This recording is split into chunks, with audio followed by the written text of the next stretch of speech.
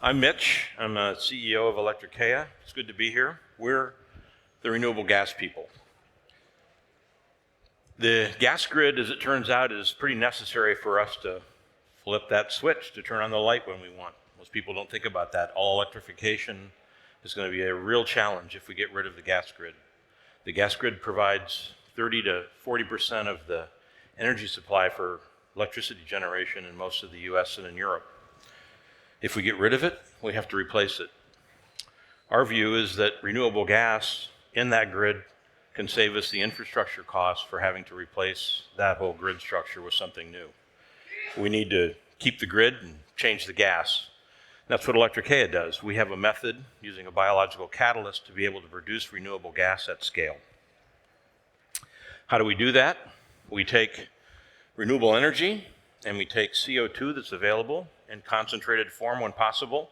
We combine the two of them together in that green circle that you see there. That's a microorganism. It looks that color. It looks like a kiwi Slurpee. It combines at relatively high efficiency, like 82% of the energy from the hydrogen that goes into that system ends up in methane, and then ends up with clean methane that can be injected directly into the grid. That's the technology. Our job is to scale it. We don't make the reactors. We have a process design package and an archetype design for commercial scale reactors, and we provide the catalyst.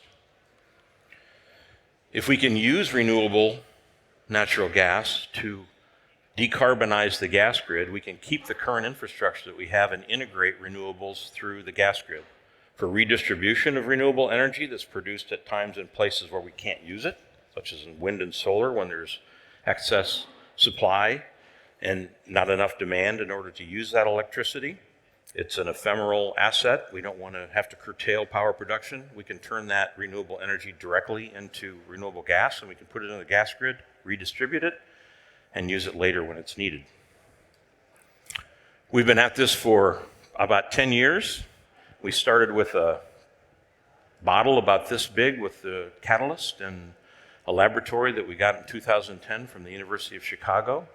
We moved to Denmark first to scale up the reactor and then developed a commercial scale reactor that we've now injected with 2 commercial scale reactors, one in Switzerland and one in Denmark.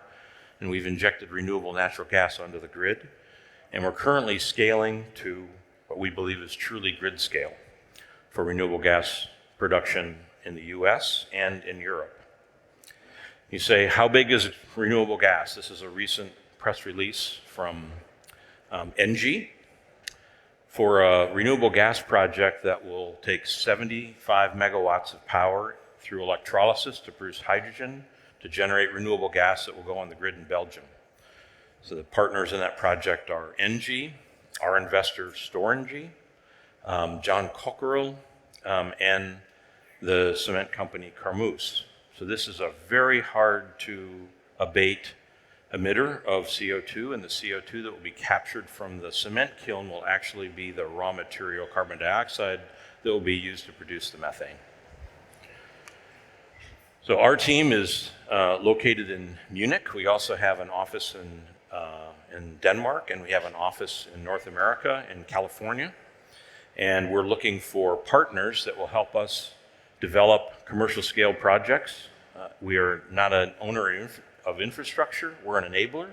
And so if any of you are involved in project finance or want to nucleate projects that will develop grid scale renewable natural gas, please talk to me before we go. And I want to call out our commercial partners, Storengy, who is an investor in Electrochaea, which is, most of you know, a division of ENGIE. So we are supported by one of the sponsors of this conference, ENGIE.